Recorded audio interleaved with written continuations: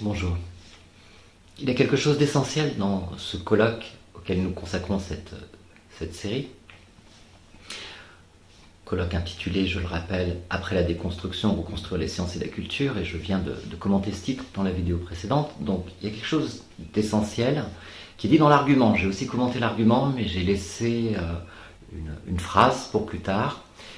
La voici. Le principe de ce colloque est de faire un état des lieux aussi nuancé que possible et d'envisager comment conserver au sein du monde scolaire et universitaire les conditions d'un pluralisme éclairé qui interdisent à toute idéologie de s'imposer comme dogme moral contre l'esprit critique. Car il s'agit avant tout de favoriser la construction chez les élèves et les étudiants des repères culturels fondamentaux. Alors en fait, pour ce qui est du pluralisme éclairé, d'une idéologie qui s'impose, j'ai déjà en fait commenté cela. Il y a 2 vidéos. Je n'ai pas encore parlé de la question du dogme, il faudra y revenir, mais c'est surtout la dernière phrase qui m'intéresse ici. Il s'agit avant tout de favoriser la construction chez les élèves et les étudiants des repères culturels fondamentaux.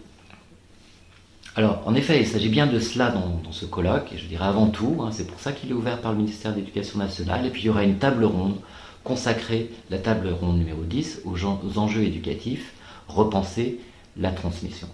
Et il faudra évidemment parler aussi de cette table ronde dans le détail. Donc, ce qui m'intéresse ici, c'est de voir le côté extrêmement pyramidal de ce projet finalement. Il faut se figurer que au sommet de cette pyramide, il y a celui qui clôturera le colloque, le président du Haut Conseil de l'évaluation de la recherche et de l'enseignement supérieur. Voilà, il évalue les universitaires. Ensuite, il y a les universitaires qui établissent des repères fondamentaux, qui plutôt aident les élèves et les étudiants à construire des repères fondamentaux. Et puis, dessous, sous les universitaires, eh bien, il y a l'école, c'est-à-dire ses professeurs et ses élèves, sachant que les étudiants eux-mêmes peuvent être formés pour faire de la recherche, mais aussi pour être enseignants. Donc voilà, cette pyramide très traditionnelle qui ferait que ce colloque serait là en fait pour incarner l'université, aidant à l'établissement de repères fondamentaux pour l'ensemble de l'éducation. Et donc pour la France, puisque finalement l'enjeu là c'est l'esprit et la culture des enfants de la République, de ceux qui sont à l'école. Alors évidemment cette pyramide est un petit peu dérangée par le fait qu'elle est double. Il n'y a pas qu'une autorité comme ça, universitaire, qui fait sentir son poids sur l'école. L'école a aussi une certaine indépendance, autrement dit, elle a aussi son propre ministère. Évidemment, ici, c'est la ministre de l'enseignement supérieur qui est absente, il manquait plus qu'elle, en quelque sorte. Ou même qui est aussi le président de la République, mais bon, ça c'est une autre affaire. Donc ça soude difficilement ces 2 pyramides, et c'est pas fait pour se souder, parce que justement l'éducation a une certaine indépendance. Bien. Mais il faut rappeler ici que la politique même de Blanquer consiste à essayer de rétablir cette soudure malgré tout, c'est-à-dire que ce ministère lui-même s'est doté d'un conseil d'universitaires, de scientifiques, et en particulier dans le domaine des neurosciences. Et qu'il y a vraiment cette idée chez Blanquer que c'est la science universitaire qui fixe les règles de l'école. Donc il y a plus d'une pyramide, en même temps il n'y en a qu'une. Ça se déconstruit un petit peu, ça ne tient pas, même si la pyramide est censée être quelque chose de très solide, et puis en même temps, ça tient, et puis ça s'impose aussi, et ça pèse de tout son poids sur le système scolaire. L'idée donc, c'est que l'université est là pour défendre des repères fondamentaux qui sont donc mis en danger. Alors ce discours-là lui-même court un certain danger, c'est d'être très proche de quelque chose qui est très présent aux États-Unis. Finalement, la lutte contre le darwinisme, elle est faite au nom de repères fondamentaux, des repères fondamentaux qui sont ceux de la Bible. Et puis aussi, c'est contre la dialectique marxiste, on voulait rétablir aux États-Unis des repères fondamentaux. On s'en prend à la théorie des genres qui viendrait troubler les repères des enfants, ces repères qui sont à la fois religieux et naturels l'un et l'autre. Hein. Les repères que donne la différence entre les sexes, un homme est un homme, une femme est une femme. On s'en prend au décolonialisme parce que il viendrait détruire la culture occidentale et ses repères fondamentaux. On s'en prend à la pensée woke parce que elle passerait toute au prisme ou à la moulinette de l'oppression raciale et elle oublierait l'humain comme une existence des races. Et à chaque fois, cela donc détruirait les repères à l'intérieur même de l'école, et c'est pourquoi les parents d'élèves conservateurs sont si sensibles à cette défense des repères et des valeurs. Concentrons-nous plutôt sur l'argument. Ici, la première question qui se pose, c'est si on veut établir des repères fondamentaux qui soient à la fois ceux de l'université et de l'école, qui soient enseignés aux élèves et aux étudiants, est-ce que ces repères fondamentaux, finalement, ne vont pas se présenter comme des dogmes? Je prends un exemple tout de suite pour rendre les choses plus claires, parce qu'il va de soi que dans ces repères, hein, c'est dit dès l'ouverture de ce colloque, il y a les valeurs de la République, liberté, égalité, fraternité, mais simplement dans les courants théoriques et politiques français, il va de soi que tout le monde n'entend pas la liberté de la même manière, ni l'égalité, ni la fraternité de la même manière. Tout le monde ne donne pas non plus la même prééminence à l'une ou l'autre de ces valeurs. Certains tiennent plus à la liberté, d'autres plus à l'égalité. Alors, quand on essaie d'établir ces repères-là, même si on est d'accord sur les mots finalement, égalité, liberté, fraternité, ou parce qu'on ne peut pas se repérer qu'à partir de mots, on peut se repérer qu'à partir de signification, d'une recherche de sens. Donc, quelle est la signification admissible de ces repères? Et quelle est celle qui ne serait pas admissible? Quelle est celle qui serait l'ordre du dogme et celle qui serait de l'ordre du pluralisme admis? Ça, c'est la grande question finalement de ce qui doit fonder une discussion, sur quel fond et selon quelle entente préalable on arrive véritablement à discuter. C'est une immense question. Je dirais qu'elle a trois réponses possibles. La première, c'est de dire que certains repères sont évidents. De défendre l'évidence.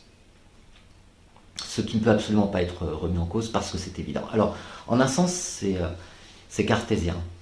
Et c'est ce que dit Blanquer justement dans son ouverture. On se retrouve à défendre des évidences et il le dit en même temps c'est difficile parce que bon, ces principes cartésiens, normalement l'évidence est plus claire que son argumentation. Donc l'argumentation ne peut que l'obscurcir. Dans le terme de Blanquer, on risque toujours d'être tiré par le bas dans le seul fait d'avoir à argumenter, à réargumenter sur des évidences. Donc il faudrait juste dire c'est comme ça. Bon. Mais alors après, est-ce que les évidences sont vraiment, hein, ça c'est aussi un sacré problème cartésien, hein, quand il essaie de les nommer. Dans les règles pour la direction de l'esprit, il les appelle des natures simples. On s'aperçoit que ces natures simples ne sont pas si simples. Il y a le triangle, par exemple. Un triangle, ça a 3 angles, donc c'est pas si simple. Et puis, il y a l'âme aussi. Bon. Et puis, Descartes fait une énumération et puis il dit etc. Alors donc, on ne peut même pas exactement compter ces évidences. Hein. Ce que rappellera Wittgenstein, on a des convictions, mais des idées fondamentales, on serait prêt à mourir pour elles, mais est-ce qu'on est simplement capable de les compter, ces idées-là? C'est compliqué de se fonder sur des évidences. Il y a une deuxième voie possible qui est celle dont parle la déconstruction, qui est de considérer que le repère, c'est l'avenir, voilà. Qu'il faut se placer dans l'horizon de ce repère. Et j'en ai déjà parlé, cet horizon, c'est la justice.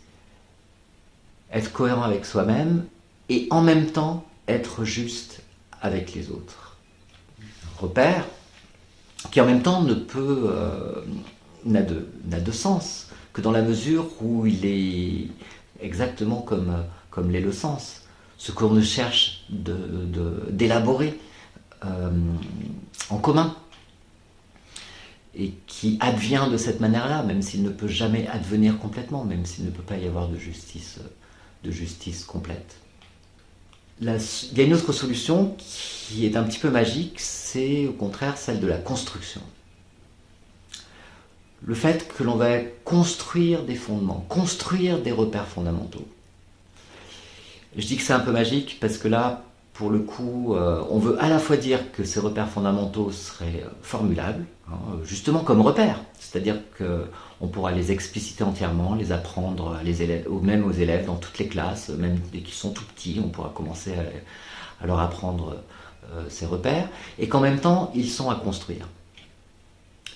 Autrement dit, ça consiste un petit peu à construire ce qui est déjà là, à construire ce qui risque de se perdre à cause des déconstructionnistes, etc.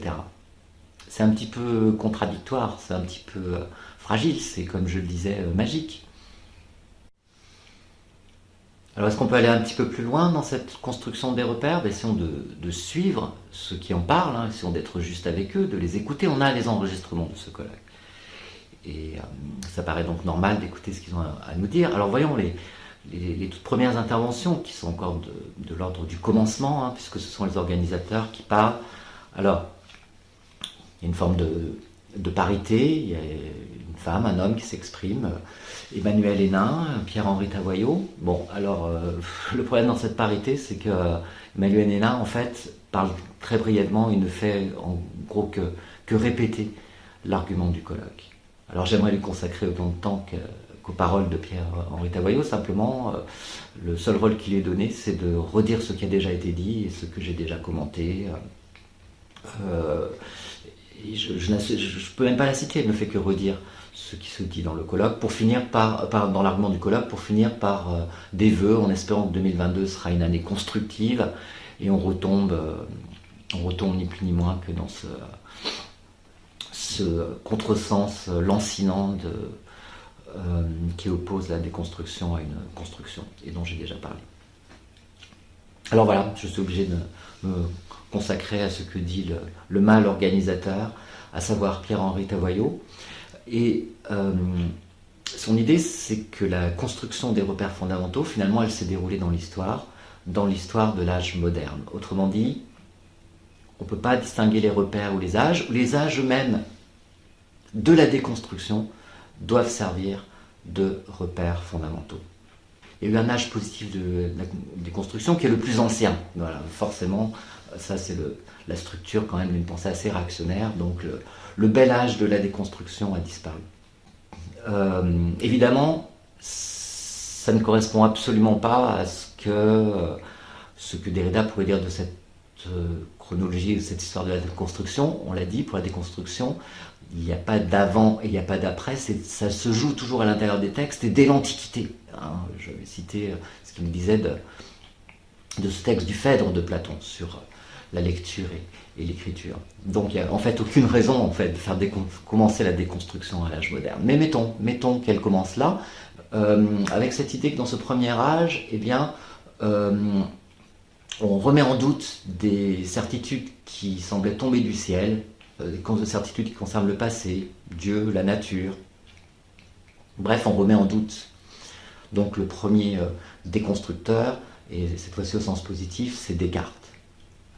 Et ça va jusqu'à Kant. Bon, c'est la philosophie moderne, de l'âge classique jusqu'aux Lumières.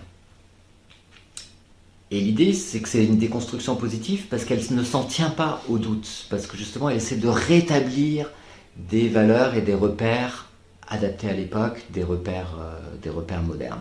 Mais quand Descartes dit qu'il ne s'en tient pas au doute, sa référence, c'est le scepticisme antique. Alors finalement, il n'y aurait rien de plus déconstructeur, une déconstruction qui ensuite ne rétablit pas des certitudes et des repères, il n'y aurait rien de plus déconstructeur que le scepticisme antique. Alors dans ce cas-là, le premier âge de la déconstruction, ça devrait être le scepticisme antique. Autrement dit, la déconstruction ne ferait pas du tout table rase de l'histoire, parce qu'elle s'ancrerait dans le scepticisme antique, et non pas dans la modernité. C'est plutôt M. Tavoyot, finalement, qui fait table rase de ce qu'est le scepticisme. Mouvement de sagesse, hein, qui fait partie de l'histoire de la philosophie, et dont on a absolument besoin pour faire de la philosophie. Cette pensée du doute radical. Et ce que reproche Descartes aux sceptiques, d'ailleurs, c'est de ne pas avoir douté assez, de ne pas aller assez loin dans cette radicalité. Alors évidemment, après, cette radicalité est censée se renverser en évidence. J'en ai parlé tout à l'heure, d'abord l'évidence des natures simples, figures géométriques, l'âme, etc. Et puis, après, dans une deuxième pensée de Descartes, l'évidence du je suis. Du je suis, j'existe. Et simplement, là, s'il s'agissait de montrer comment se construisent des repères fondamentaux, Descartes est extrêmement clair sur le fait qu'il ne s'agit absolument pas d'une construction. Il s'agit à chaque fois d'une intuition, d'une intuition des natures simples, et puis ensuite de cette intuition immédiate du je suis, j'existe. En rien cela ne peut être construit. Et cette impossibilité de construire, d'ailleurs, va poser des problèmes aussi à Descartes, va bloquer en quelque sorte sa pensée. C'est ce qu'a très bien montré un grand logicien, épistémologue et résistant, qui est Cavaillès, en montrant que finalement Descartes, en effet, cherche des repères, des points d'ancrage, mais que ces points d'ancrage vont aussi le gêner dans son élaboration de sa pensée, en particulier logique et mathématique. Et on sait que la géométrie de Descartes, finalement, parce qu'elle tient à cette évidence, reste une géométrie du fini, ce qui l'a empêché de comprendre véritablement ce qu'était une asymptote, par exemple. Et justement, Leibniz, qui aurait une mathématique de l'infini, post-cartésienne, dira que le gros problème de Descartes, c'est de s'en tenir à des idées qui ont l'air claires et distinctes, à des évidences, mais à des évidences qui n'en sont pas. Pour élaborer une pensée mathématique, il faut savoir se débarrasser de l'évidence. Ensuite, ce premier âge de la déconstruction va jusqu'à Kant, comme je le disais tout à l'heure, donc jusqu'aux Lumières. Et qu'est-ce que nous dit Kant? Il nous dit qu'on peut bien construire dans le domaine des sciences qu'on appelle maintenant exactes, en particulier dans le domaine des mathématiques, construire des concepts. Par exemple, le triangle se construit, et cela met en jeu à la fois l'entendement et la sensibilité, même si ce n'est pas vraiment de l'ordre de l'évidence. Mais alors ce qu'on ne peut absolument pas faire, c'est construire des fondements, ni les intuitionner. Voilà. Les véritables fondements, donc ce qui intéresse la raison, et sont ce que Kant appelle des idées. Le moi, le monde, Dieu, ne se construisent pas et ne sont pas des évidences. Et c'est toute l'erreur de la métaphysique de les avoir considérés comme des évidences. Autrement dit, Kant n'est pas du tout dans le fait de construire des repères. Il dit même qu'on ne peut pas du tout se fier à des raisonnements que l'on tiendrait à partir de ces repères, le moi, le monde et Dieu. C'est à partir de là, justement, que l'on fait les erreurs dialectiques de la métaphysique. Alors, sur quoi on peut se fonder? Quel est le fondement? Un fait, justement, le fait de la raison. Voilà. Les arguments mènent jusqu'au fait. Et ce fait de la raison, eh bien, c'est l'ouverture sur la loi morale. Mais alors, qu'est-ce que c'est la loi morale? La forme de la loi, dit Kant. Mais aucune loi particulière. Aucun repère que l'on pourrait expliciter comme tel. Et c'est pourquoi la philosophie morale de Kant ne donne pas des repères fondamentaux. Non. Elle renvoie tous les repères moraux à l'examen de la raison, de façon à ce que la raison examinant s'ils ont véritablement la forme de la loi. On est ici extrêmement proche de ce que dit Derrida, c'est-à-dire que tout doit être examiné selon une exigence de justice. Rien n'est évident. Rien ne vient s'imposer comme une évidence. Tout ce qui est de l'ordre de l'évidence et de la construction, dans le domaine le plus important, c'est-à-dire celui de l'action, notre action vis-à-vis des autres, eh bien, tout ce qui apparaît sous la forme de la construction apparaît sous la forme du dogme. C'est ce que nous dit Kant.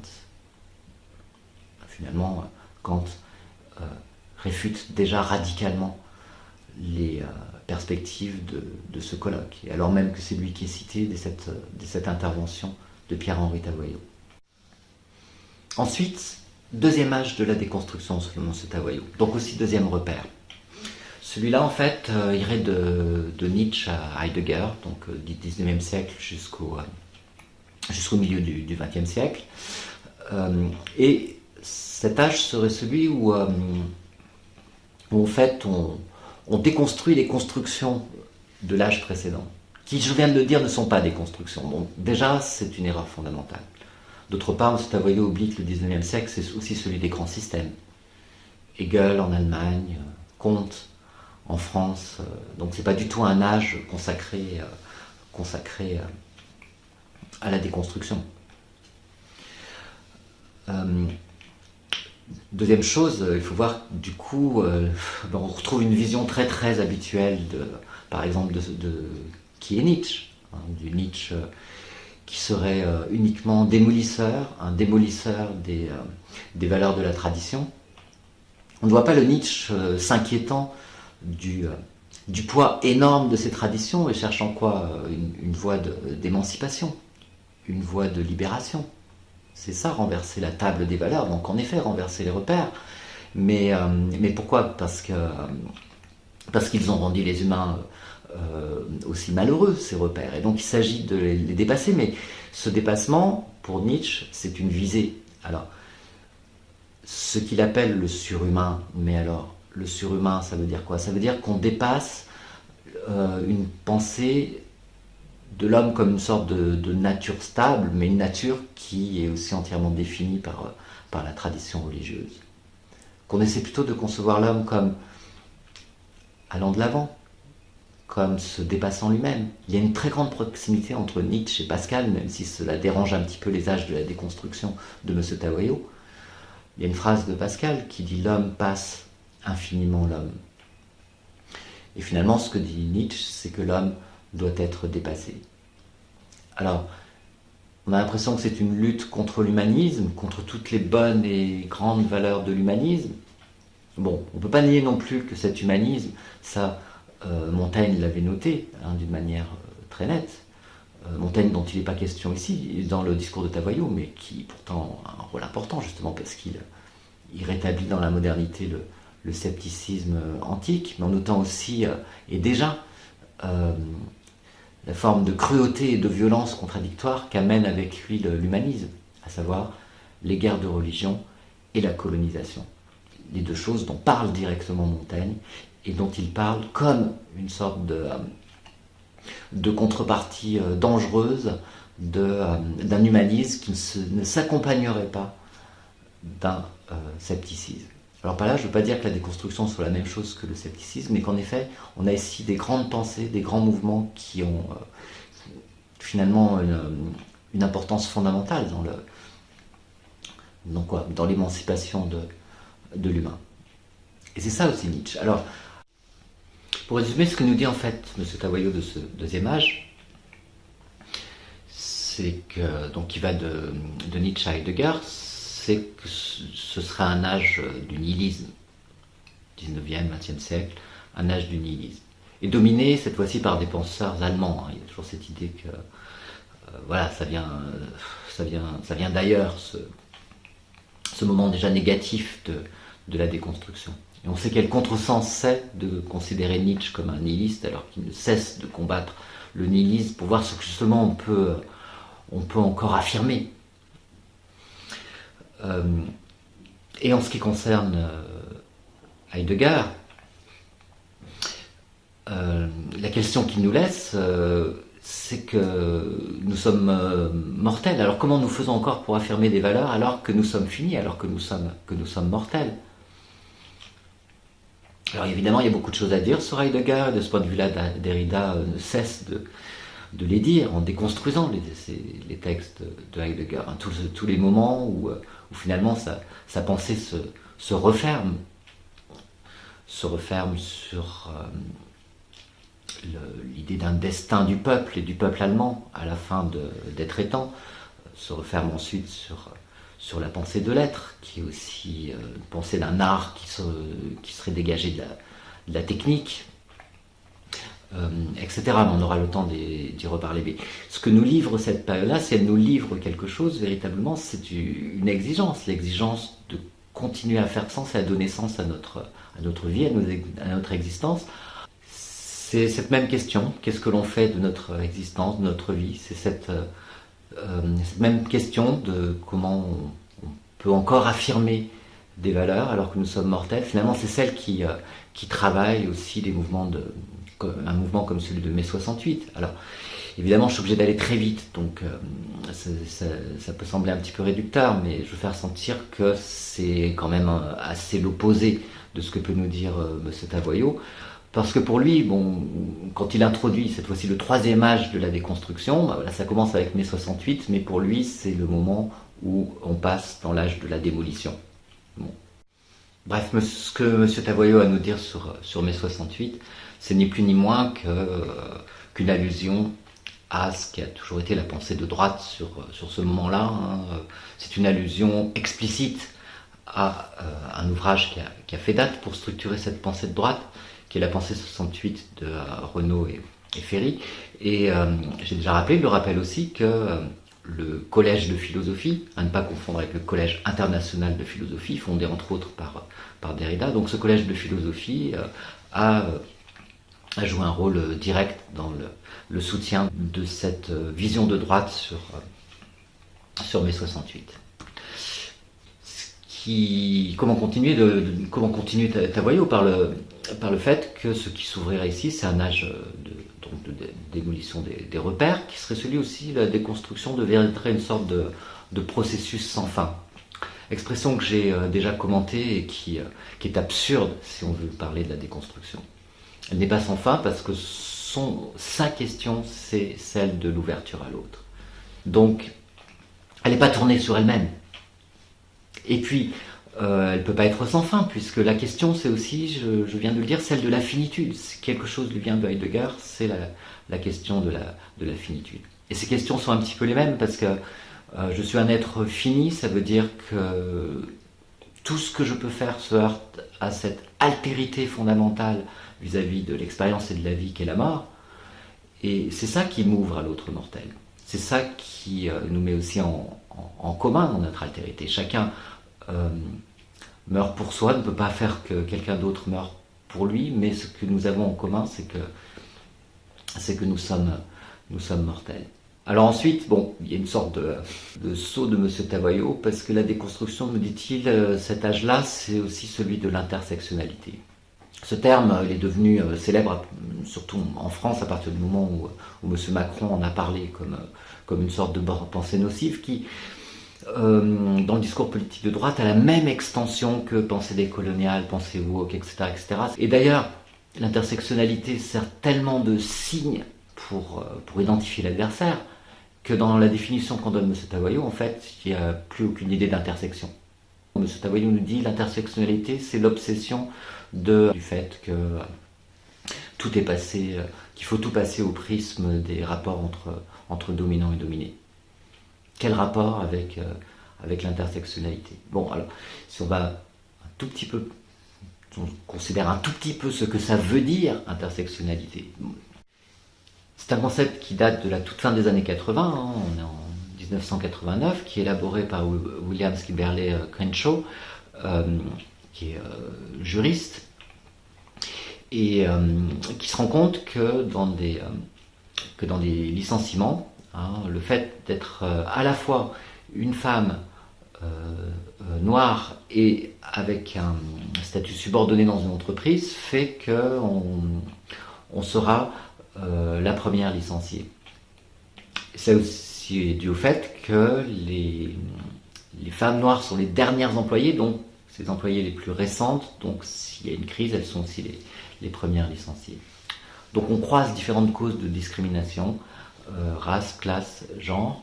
On s'aperçoit qu'elles se croisent et que donc elles multiplient leurs effets discriminants. Ce concept, il est assez opératoire pour décrire un certain nombre de situations. Bon, en même temps, on ne peut pas du tout lui donner une extension qui ferait que ce serait la même chose que pensée décoloniale, pensée woke, déconstruction, etc. Il n'a pas du tout cette extension-là. Au contraire, il vise à signifier des faits qui sont extrêmement précis. D'autre part, cette intersectionnalité, elle est extrêmement discutée à l'intérieur de la pensée décoloniale et elle peut aussi être déconstruite, dans la mesure où elle fonctionne par catégorie, elle s'offre évidemment à la déconstruction. Et puis alors finalement, M. Tavoyot va nous dire que tout ça c'est la même chose que la cancel culture. J'ai déjà commenté cette référence à la cancel culture, j'y reviens pas. Je voudrais plutôt conclure en citant Descartes, puisque manifestement c'était l'âge positif de la déconstruction, n'est-ce pas, selon M. Tavoyot. Tout le monde connaît cette phrase dans le discours de la méthode, le bon sens est la chose du monde la mieux partagée. Si on en reste là, en fait on fait un contresens sur cette phrase, parce que Descartes continue, il nous dit bon, le bon sens est la chose du monde la mieux partagée, car chacun pense en être si bien pourvu que ceux-mêmes qui sont les plus difficiles à contenter en toute autre chose n'ont point coutume d'en désirer plus qu'ils n'en ont. Donc en fait Descartes nous dit oui, manifestement le bon sens est très bien partagé, puisque personne ne se plaint de ne pas en avoir assez. Dans les autres domaines, les gens se plaignent tellement facilement de discrimination, ils n'ont pas l'argent qu'ils méritent, ils n'ont pas la place qu'ils méritent, etc. Mais personne se plaint en revanche de ne pas avoir assez de bon sens. Descartes en fait est très ironique. Alors il veut nous dire deux choses, il veut nous dire il faut être juste, il faut être positif avec ce que nous disent les gens. Donc il y a un fond de vérité. En effet, le bon sens c'est quelque chose qu'on partage tous fondamentalement. Mais en revanche, et très globalement, les gens en font un très mauvais usage. Et de ce point de vue-là, du point de vue du bon usage du bon sens, eh bien, il n'y a pas véritablement de partage comme ça a priori. Ça dépend simplement de l'exigence que l'on a vis-à-vis de soi-même. Et voilà, Descartes nous rappelle ce qui est le bon usage de la raison. Et le moins qu'on puisse dire, c'est que ce début de colloque à la Sorbonne était finalement très peu cartésien.